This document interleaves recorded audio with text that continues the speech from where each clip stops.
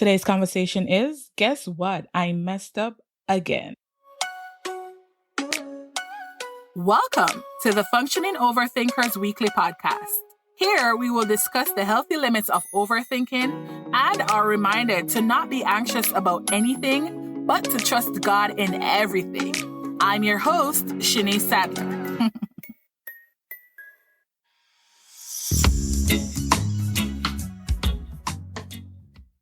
You are more than your failures. Point blank, period.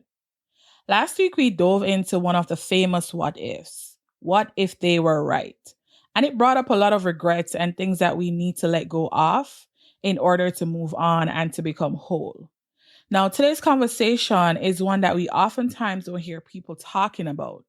And it reflects on a time where they have failed or backtracked to a place that they hate. For the past couple of weeks, we have focused on relationships and what it means to really build a positive social space. But today, we are going to focus on self and what it means to disappoint yourself. Have you ever disappointed yourself, like really, truly, honestly felt like you've disappointed yourself and that you took 10 steps back into old behaviors and old actions? How did you handle that disappointment?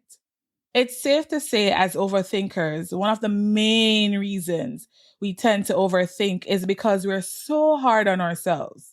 We overanalyze most times, which is to our own demise, because the reality is that we have all failed at some point in our lives before. We have all failed. We have all experienced those moments where it was unpleasant, where we are reminded of our shortcomings, where we are reminded of our flaws and things that people don't like and things that we don't like in ourselves.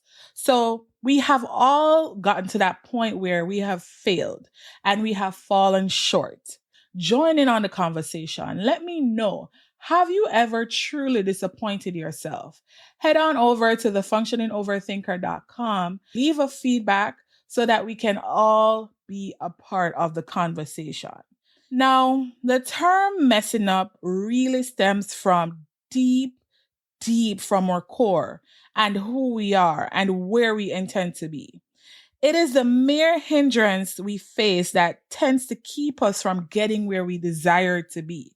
The fact that you feel like you've messed up means that you know you have goals, that you know you want to achieve something. You aspire change. You aspire something to change in your life. And deep down, when you don't achieve that change, you're saddened because you've been faced with an obstacle. That said, it's fair to say that those that aren't particularly motivated to accomplish anything may not ever feel deep regrets about any unfavorable actions that they may have taken. I know it's hard to believe that persons just live their life all lally-dallying, but there are persons that really don't care about anything. They just get up, they do what they feel like doing, and then that's just it. And it's on rinse and repeat. They get up, they do what they feel like, and that's it.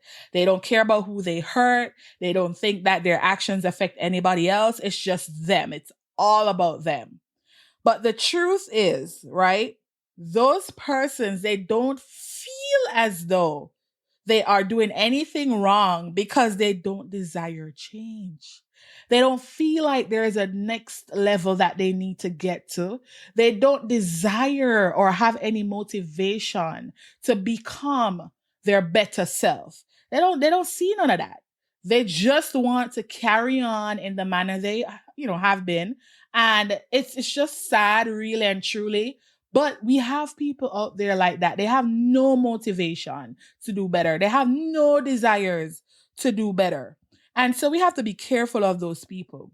So you'll find people living 20, 30 years in a cycle of abusive and manipulation and just making bad decisions with no feelings of regrets because, again, they have no desire to change.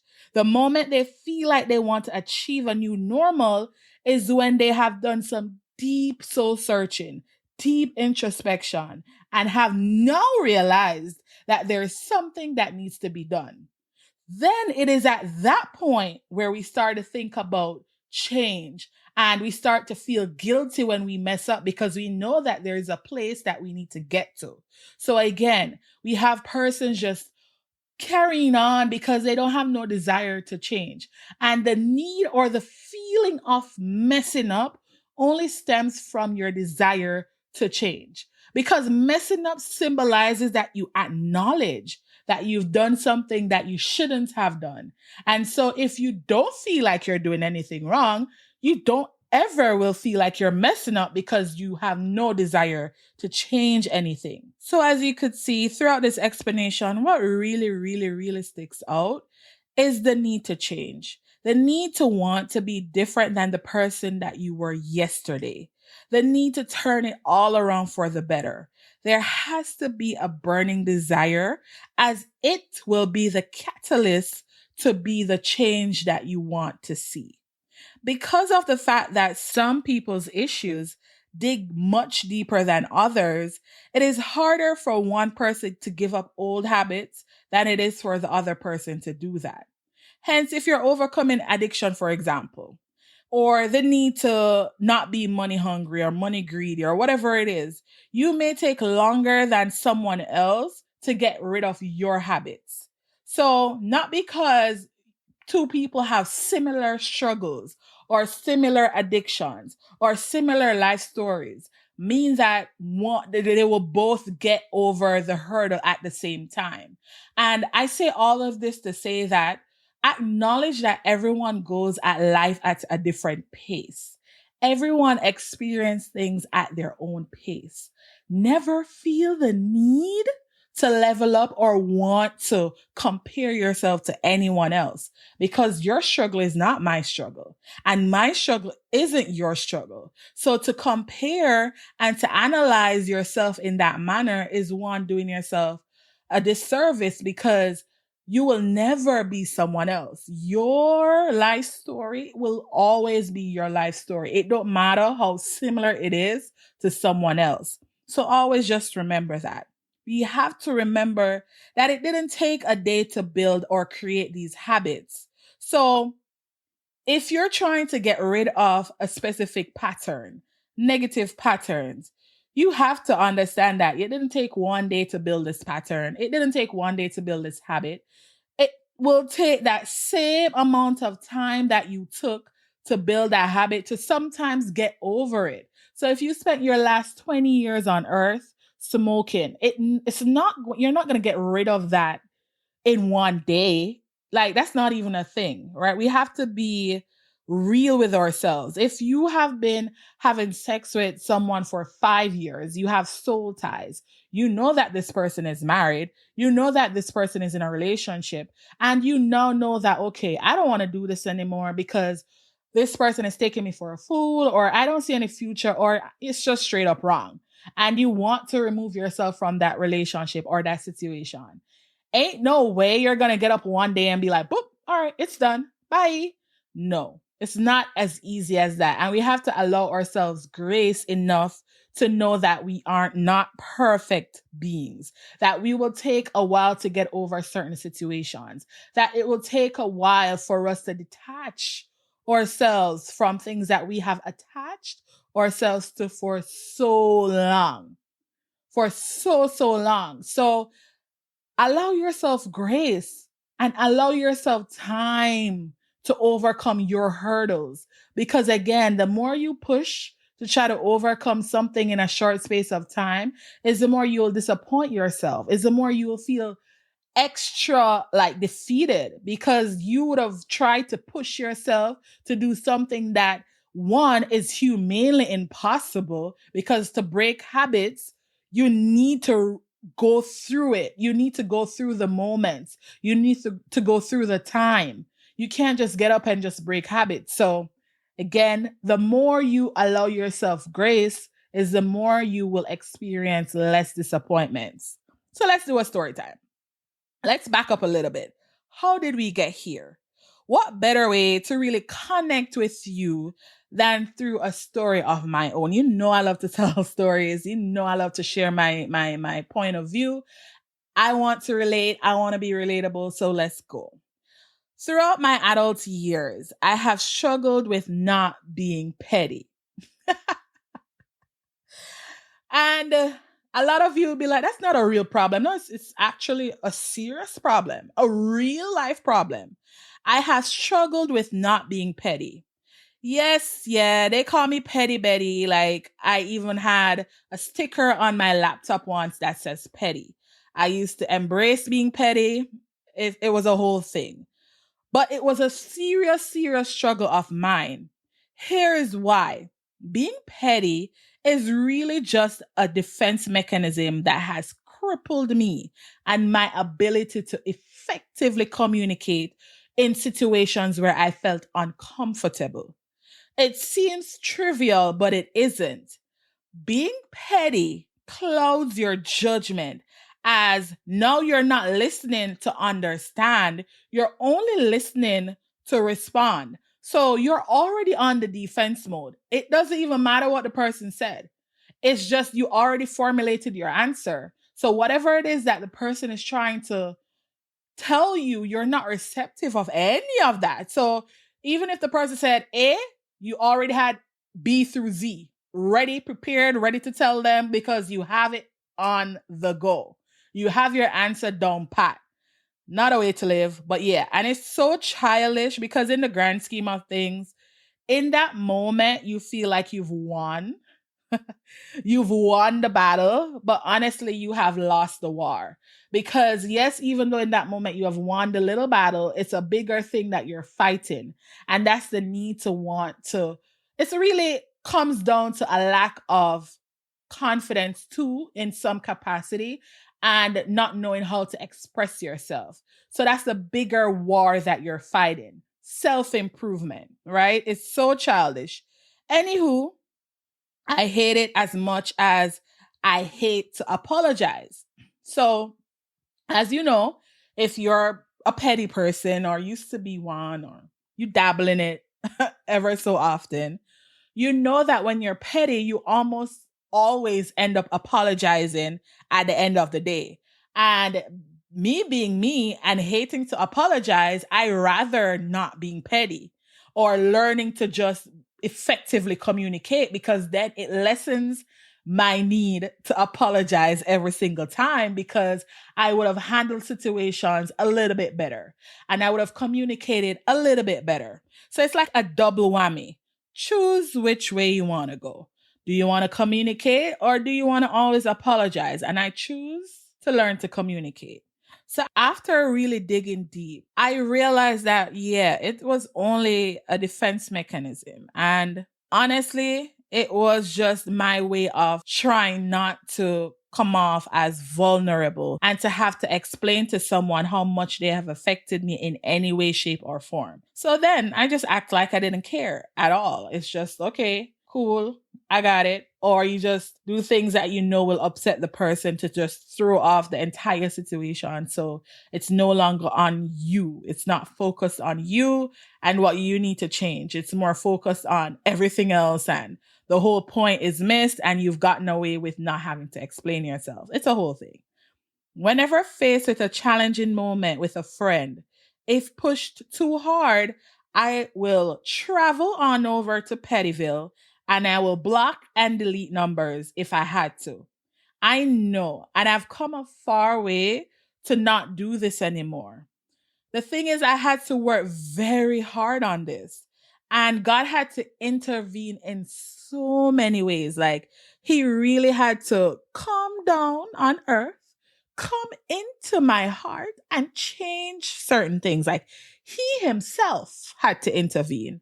I have learned then to use my words. And I have learned then how to explain how I feel when I feel it. This is an everyday goal, though. It's not like just a one done fix. It's nothing like that. Every day, I have to remind myself why I am here and who I am and whose I am. Because foolishness presents itself every day. And even if you're at work, even if it's just in your personal life, you have to weather certain conversations, whether it be big or whether it be small. Everybody has their own different triggers. Everybody are affected in many different ways. So you have to continuously remind yourself, all right, this is not something I'm going to do. I am going to practice using my words. I am going to enunciate while I'm at it. And I'm going to be clearly heard and I'm going to be precise. And you just focus on the things that you need to do. So I had to work very hard on myself. Like, I had to really take a step back, do some deep introspection, and just to come up with ways on how to channel all of this. And even after years of doing this, because it's not just no, anytime I go back or default to that petty behavior, I feel legit terrible. Like whenever I blow up or I have one of those, I guess, episodes, that's so drastic. But yeah, episodes as they may call it, I would feel bad because I'm like, all these YouTube videos, all these self improvement tactics, all of the God coming to earth and fixing my heart, all of that went down the drain. That's how I used to feel because I didn't allow myself grace to know that, Shanae, you're not perfect, you know? Like you're going to have your moments where you relapse and you're going to have your moments where you fall back to the default that you knew for so long. And so I would mess up time and time again. I would even lose relationships because of this. It goes on, right? It's a never ending thing. And if you don't be careful, it can consume you. So I would mess up over and over again. But knowing that, I don't want to be messing up every single time and making more of a concerted effort to not mess up allows me to allow myself grace. Here's what really helped me though during this journey of self improvement is journaling. Getting a little handy dandy notebook. If you prefer using something digital, I know people have like iPads, tablets that they could just type in, it's fine. But journaling on a whole helped me. So when I began journaling, right, I was able to write out my feelings. As you know, writing takes a lot of energy, right? So when you're writing, you're thinking, you're more thoughtful, you're able to put it all on paper, you're able to use your words, you're able to express yourself. And there's no one hearing you, hearing your thoughts, there's no one reading your journals. Hopefully, fingers crossed. So you're able to express yourself in any which way you choose. Over time, though, what this does is it went from me just writing it all out to be able to speak it all out because now I've known my words. Now I can attach words to different feelings, different emotions. Now I'm able to explain my whys and the reasons. Before it came out all like a blur because I didn't know how to slow down and really hone in on the different feelings that I'm going through and to really put words to the emotions. So journaling really helped me to do that because again, I was able to slow it down, take it all in, go through the moment and write it on paper. So journaling helps. My communication style got way, way better. I feel better because of now I'm able to handle situations better. The issue is, as mentioned before, it's a constant need of improvement. Change is never a one and done, especially if you have been this way for years. You can't expect a grand change in a couple of months. Be real with yourself. So now, because I'm being real with myself, I visit Pettyville almost every quarter. So once a quarter or twice a year, I would say, as little as twice a year and as many as once a quarter, so 4 times a year, I find myself taking a step back to that Pettyville and having my moments of being petty and childish and whatever it is. But when I have those episodes, I'm not defeated anymore. I don't feel like I've taken 10 steps back. I don't feel like it's all for nothing. I'm able to pivot and I'm able to learn from these episodes because again, the aim is not to be perfect. The aim is to be better. So next year or years to come, I hope to only default to 2 times a year. maybe one time a year, who knows? But just to become a better me. That's the goal. That's the aim. We're not trying to be perfect beings. So now that I know that, I have grace in knowing that I know it is wrong and I know that it's something that I'm actively working on, but I find beauty in knowing that I am not perfect. I find relief in knowing that I'm not perfect. I say all this to say that life is a journey. And if there's something that you have been working on for quite some time and you have slipped up along the way, have some self compassion. Show yourself grace.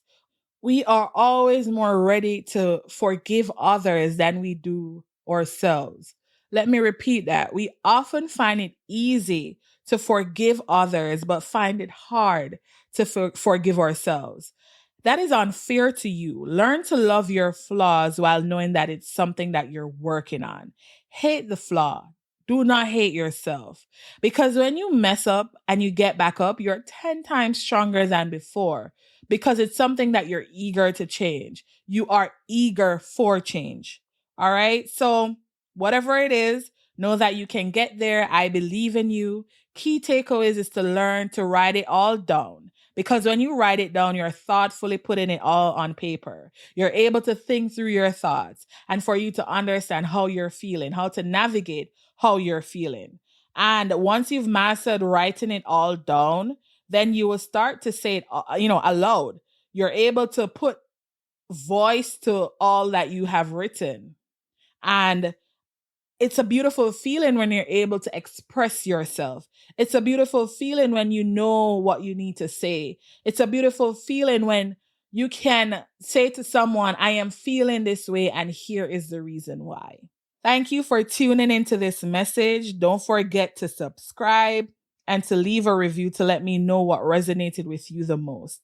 Next week, we are going to dive into the next topic of I wonder if they like me. This topic is going to be so good. So I look forward in seeing you guys next week. And don't forget, join in on the conversation by visiting thefunctioningoverthinker.com. I would love, love, love to hear from you. Until then, stay functioning.